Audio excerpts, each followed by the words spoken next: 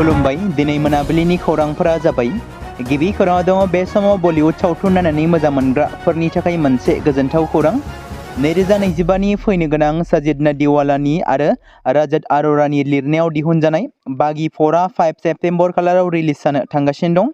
जाय सावथुनाव फाव खालामनायखौ नुनो मोनगोन टाइगार श्रॉफ, संजय दत्त, सोनम बाजुआ आरो हानराज संधूजों लोगोसे गोबां आर्टिस्टफोरा बे फैनो गोनां सावथुन एबा एक्शन मुभियाव फावखौ खालामदों। मख'नो गोनांदि बलिउडनि फावखुंगुर टाइगार श्रॉफनि बागी पार्ट 1आ थांनाय 2016 मायथाइयाव रिलिज जादोंमोन। बेनि उनाव बागी 2आ 2018, बागी 3आ 2020 आरो फिन 5 बोसोरनि उनाव एक्शन फिल्म बागी 4आ 2025 नि 5 सेप्तेम्बर खालाराव रिलिज जानो थांगासिनो दं, जेराव गेजेराव सानसेल'सै। मिथिनो मोननाय बायदिब्ला बागी 4नि गासै सावथुन खरसा खालामनाया 200 करोड़ रां। नैथि खौराङाव दङ जानो गोनां बिटिसि बिसायख'थिनि थाखाय नमिनेशन बिलाइ गथायनाय हाबाफारिया जोबलांबाय। बिटिसिनि मोननै रिजनेल पार्टी एबा इउपिपिएल आरो बिपिएफनि बिजाथिफोरा नमिनेशन गथायनाय बादिनो नेशनेल पार्टी, बिजेपि पार्टी आरो कंग्रेस पार्टीफोराबो गावसोरनि बिजाथि सायख'नायफोरनि नमिनेशन बिलाइखौ गथायजोब्बाय। बेनि अनगायैबो गोबां उदां बिजाथिफोराबो गावसोरनि बिजाथिलाइ गथायनायखौ फोजोबबाय। मिथिनो मोननाय जादोंदि बिटिसि बिसायख'थिनि गासै मोन 40 बियाबफोराव सा 384 बिजाथिफोरा नमिनेशन बिलाइखौ गथायखांबाय। बेनि गेजेराव क'क्राझाराव 132 बिजाथि, उदालगुरियाव सा 74, बाक्सायाव सा 64, चिरां जिल्लायाव सा 64 आरो तामुलपुराव सा 50 बिजाथिफोरनि गावबा गावनि जिल्ला मावख'आव नमिनेशन गथायनाय हाबाफारिया जोबनानै थांबाय। थामथि खौराङाव दङ एपिबि राजखान्थि दोलोनिफ्राय हुनुक दैमारियाबो जिल्ला मावख'आव बिजाथिलाइ गथायबाय। 31 नं दोनस्रि बियाबनिफ्राय बिजाथिलाइखौ गथायो हुनुक दैमारिया, जेराव उदालगुरि जिल्ला बेंगिरिनि मावख'आव रोजा रोजा रायजोफोरनि बाहागो लानायजों बिजाथिलाइखौ गथायो। बेबादिनो बोसोन दैमारियाबो 38 नं भैरबखुन्द बियाबनिफ्राय बिजाथिलाइखौ गथायो, जेराव उदालगुरि जिल्ला बेंगिरिनि मावखुलियाव बिजाथिलाइखौ गथायो। गोबां रोजा रोजा मददगिरिफोरनि मददजों एबा लोगोआव लानानै बिजाथिलाइखौ गथायो। बेबादिनो एपिबि दोलोनि आफादगिरि डक्टर अनजालि दैमारिया बिजाथिलाइखौ उदालगुरि जिल्ला 36 नं हरिसिंगा बियाबनिफ्राय बिजाथिलाइ गथायो अनजालि दैमारिया। मिथिनो मोननाय बायदिब्ला अनजालि दैमारिनि दैदेननाय एपिबि राजखान्थि दोलोआ बिटिसिनि गासै मोन 25 बियाबाव बिसायख'थि गिबि खेबै गेलेगोन। डाइरेक्टरेट अफ रेभिनिउ इन्टेलिजेन्स थामहिनबा DRIआ कानाडा फावखुंग्रि रानेया रावनि बेरेखायै दुबाइनिफ्राय सना सिखाव फालांगिनि थाखाय 102 कौटि रांनि जुरिमाना फोनांदों। रानेयाखौ 3 मार्च 2025 खालि बेंगालुरुनि केम्पेगौड़ा गेजेर हायुंआरि बिरखं गाथोनाव 14.8 किल'ग्राम सनाजों हमनाय जादोंमोन। बिथांजोनि 3 लोगोफोरखौ 50 कौटि रांनि बांसिन जुरिमानाबो फोनांनाय जादों। DRIनि मोनसे रिपर्टनि बायदिब्ला रानेया 2023 आरो 2025 मायथाइनि गेजेराव 52 खेब दुबाइआव दावबायदोंमोन आरो बेनि गेजेराव खेब 27 दावबायनाया जानुवारियावल' जादोंमोन। बिथांजोनि बेरेखायै हवाला गेजेरजों रां दैथायहरनायनि गोबां अजद मोननाय जादों। रानेयाजों लोगोसे फालांगियारि तरुण कांदाराजु आरो गहेनाफोरनि फालांगियारि खालामग्रा चाहिल चकरिया जैन आरो भरत कुमार जैनखौबो खानाय जादों।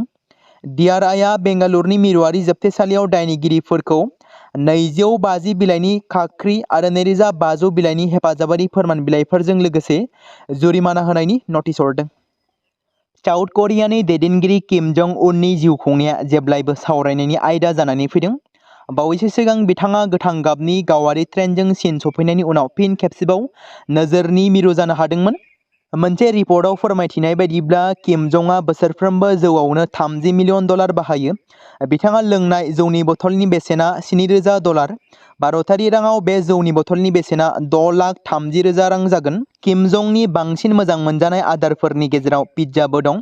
बिथाङा इटालीनि सासे मुंदांखा शेफ दंमोन, जाय पिज्जा बानायनो थाखाय अरायनि थाखाय सा करियायाव थायो। बोसोरफ्रोमबो ब्राजिलनिफ्राय कफि लाबोनो थाखाय सा करियानि दैदेनगिरिफ्रा बोसोराव $9,67,000 बाहायो आरो जौ आरो सिगारेटजों लोब्बा थानाय किम जंनि लिरथाया बांगासिनो थादों। आथिखालनि किम जंनि लिरथाया 136 किल'ग्राम जाबाय होनना फोरमायदों। मिथिंगाया सा भारतआव गिख्रंथाव महर लादों। जम्मु काश्मीराव रोजा अखा हाबाय थानाय आरो हा गिसिखानायाव 50निबो बांसिन सुबुंफोर थैनायनि उनाव मिथिंगाया दा पान्जाब आरो दिल्लीयाव खहा खालामदों। दिल्लीयाव थाद'नाय गेजेरसे अखा हाबाय थानायनि जाहोनाव सानफ्रोमबोनि जिउ खुंनायाव हेंथा फैदों। बोथोर बिगियान मिरुआ बेखौबो सांग्रां होदोंदि फैबाय थानाय समाव जम्मु काश्मीर, दिल्ली, पान्जाब, हिमाचल प्रदेश आरो NCRआव बांसिन जोबोद गोब्राब थासारिनि अखा फैनो हागौ। राजथावनि दिल्लीयाव समबारनि फुङाव गोबां अखा हानायनि जाहोनाव गोबां ओनसोलफोराव आर्टिफिशियेल दैबाना जादों।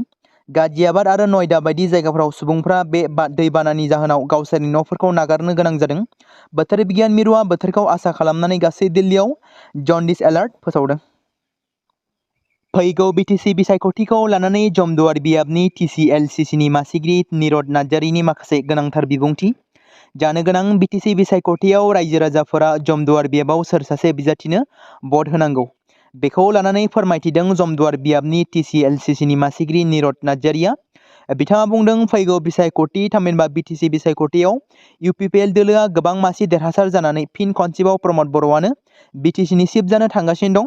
बेनि थाखायनो गासै रायजो राजाफोरा गोथौयै साननानै भट होनाया गाहाम आरो जमदुवार बियाबावबो दिनैनि समाव UPPL दोलोनि बिजाथि सरनजित बसुमतारियानो देरहासार जागोना रोखासै होननानै जमदुवार बियाबनि गासैबो रायजो राजाफोरखौ UPPL दोलोनि बिजाथिनिनो भट होनांगौ होननानै निरद नार्जारिया बेबादि फोरमायो। गोबां समफोरावनो NDBनि गायसनगिरि गेदेमा रन्जन दैमारिखौ बिटिसिनि चिफ खालामनांगौ होननानै गोबां सावरायबोदों। गोबां रायजो राजाफ्रा लुबैदों, हास्थायबोदों। नाथाय दुखुनांथाव बाथ्रा दि बिथां गेदेमाया दासिमबो CBI केसजों एक्टिभ जानानै थानायनि जाहोनाव जोबथेसालियावनो दं। फैबाय थानाय समाव बिथाङा थाबैनो जाहाथे उदां अख्राङाव फैनो हायो आरो हारिनि हाबा मावनो थाखाय बिथां गेदेमाया जोंनि गेजेराव जाहाथे फैनो हायो बेखौनो इसोरनियाव आरज खालामनाय थाबाय। भारत सोरखारा इमिग्रेशन एन्ड फरेनार बिथोन 2025खौ जारि खालामदों। बे बिथोना बै सुबुंफोरखौ रेहाय होनायनि थाखाय राहा खालामदों जाय आफगानिस्तान, बांलादेश आरो पाकिस्तानाव धोरोमारि अनागारि खालामजानायनि बोलि जानांदों। बिसोरनो नंगुबै पासपोर्ट, दावबायनाय खारिफोर आरो भिजानि गोनांथिफोरनिफ्राय रेहाय होनाय जागोन। बेयाव बेखौ मख'नाय जादों दि सुबुंफोरखौ नोगोरारि होनाय जागोन। बेजों लोगोसे मिरु सोरखारा खा थाखोनि सिङाव नोगोरारिफोरनि थाखाय आरज गाबनायनि जोबथा समखौ बारायना होदों। फोसावनाय बायदिब्ला जाय सुबुंफोरा 31 दिसेम्बर 2025 मायथाइसिम भारतआव हाबफैदोंमोन बिसोर नोगोरारि मोनगोन। सिगाङाव बे जोबथा समखौ 31 दिसेम्बर 2014 मायथाइनि थाखाय थि खालामनाय जादोंमोन। बेबायदिनो मिरु सोरखारा बेखौ रायजोआरि खालामदों। हिन्दु, सिख, बौद्ध, जैन, पारसि आरो खृष्टानफोरनो नोगोरारि होनाय जागोन। बेराफारसेथिं फोसावनायाव बेखौबो मख'नाय जादों दि नेपाल आरो भुटाननिफ्राय हा एबा अख्रां लामाजों फैफिननाय भारतारि नोगोरारिफोरखौबो बे गोनांथिफोरनिफ्राय रेहाय होनाय जागोन। माखासे सर्तफोरनि सिङाव भारतआव हाबफैनाय नेपाल आरो भुटानफोरनि नोगोरारिफोरनो नोगोरारि होनाय जागोन आरो गासै बेनि महरै हाबफैनाय आरो गुबुन हादोरारि बिथोन 2025नि थांखिया सुबुं माहारि, साननायफोर आरो राजगारआरि सोमोन्दोखौ फोजोबनाय। बे समाव मोनसे गोनां फोसावथाय बर' सावथुन नायनानै मोजां मोनग्रा गासै बर' रायजो राजाफोरनि गेजेराव लानानै फैदों मोनसे बर'नि OTT प्लेटफर्म गोनां जाय प्लेटफर्मनि गेजेरजों नोंथांमोना बर'नि गोदान गोजाम सावथुनफोरखौ नुनो मोनगोन। थांनाय माखासे बोसोर सिगां बर'नि गेजेराव लानानै फैनाय निउबो एप बायदिनो फिन आरोबाव लानानै फैदों बर' रायजो राजाफोरनि थाखाय। बे बाथ्राखौ मख'नाया गोनांदि 2025 मायथाइनि जानुवारि दानाव ओंखारनाय आंगो स्ट्रिम मुंनि मोनसे OTT प्लेटफर्म गोनां निउबो एपनि गेजेरजों नोंथांमोना गोबांथार बर'नि सावथुनफोर जेरै ट्रेजेडि, रमान्टिक, एक्शन आरो कमेडिजों बुंफबनाय सावथुनफोरखौ नुनो मोनगोन। जेरै सनानि नखर, थांखि गैयै समाज, अनसुला आफा, हिर', बिमा बायदि बाजै, अर, थैसाम, वान्टेड, संदान आरो रं नाम्बार बायदि सावथुनफोरा मख'जाथाव। बेफोर सावथुनफोरखौ नायनो थाखाय नोंथांमोना गिबियावनो आंगो स्ट्रिम एपखौ गाव गावनि मबाइलाव थानाय प्ले स्ट'रनिफ्राय डाउनल'ड खालामनानै लोगोसे इनस्टल खालामनानै गावनि मबाइल नाम्बारजों लगइन खालामनानै लाग्रोनांगोन। बेनि उनाव नोंथांमोना गोबांथार नुनो मोनै सावथुनफोरखौ गुगोल पे, फन पे आरो पेटिएमजों रं नाम्बार सावथुनखौ नायनो थाखाय 60 रां आरो संदान सावथुनखौ नायनो थाखाय 80 रां, वान्टेड सावथुनखौ नायनो थाखाय 60 रां, थैसाम सावथुनखौ नायनो थाखाय 60 रां बेबायदिनो गोबांथार नुनो मोनै सावथुनफोरखौ नायनो थाखाय सुबिदा खालामनानै होदों आंगो स्ट्रिम प्लेटफर्मा। फिन नोंथांमोननि गेजेराव फोरमायबावनो लादों बर' सावथुन नायनानै मोजां मोनग्रा गासै बर' रायजो राजाफोरनि गेजेराव लानानै फैदों मोनसे बर'नि OTT प्लेटफर्म गोनां जाय प्लेटफर्मनि गेजेरजों नोंथांमोना बर'नि नुनो मोनै सावथुनफोर जेराव गोदान गोजाम सावथुनफोरखौ नुनो मोनगोन। बे बाथ्राखौ मख'नाया गोनांदि 2025 मायथाइनि जानुवारि दानाव दिहुनजानाय आंगो स्ट्रिम मुंनि मोनसे OTT प्लेटफर्म गोनां एपनि गेजेरजों नोंथांमोना गोबांथार बर'नि ट्रेजेडि, रमान्टिक, एक्शन आरो कमेडिजों बुंफबनाय सावथुनफोरखौ नुनो मोनगोन। जेरै रं नाम्बार, संदान, वान्टेड, थैसाम, अर, बिमा बायदि बाजै, हिर', अनसुलाफा, थांखि गैयि समाज, सनानि नखर बायदि बायदि सावथुनफ्रा मख'जाथाव। बेफोर सावथुनफोरखौ नायनो थाखाय नोंथांमोना गिबियावनो आंगो स्ट्रिम एपखौ गावनि मबाइलाव थाखानाय प्ले स्ट'रनिफ्राय इनस्टल खालामनानै गावनि मबाइल नाम्बारजों लगइन खालामखांनायनि उनाव नोंथांमोना गोबांथार नुनो मोनै सावथुनफोरखौ गुगोल पे, फन पे आरो पेटिएमजों रं नाम्बार सावथुनखौ नायनो थाखाय 60 रां, संदान सावथुनखौ नायनो थाखाय 80 रां, वान्टेड सावथुनखौ नायनो थाखाय 60 रां, थैसाम सावथुनखौ नायनो थाखाय 60 रां, बेफोरबायदिनो अर सावथुनखौ नायनो थाखाय 60 रां पे खालामनांगोन। बेबायदिनो गोबांथार नुनो मोनै बर' सावथुनफोरखौ नायनो थाखाय सुबिदा खालामनानै होदों आंगो स्ट्रिम प्लेटफर्मआ।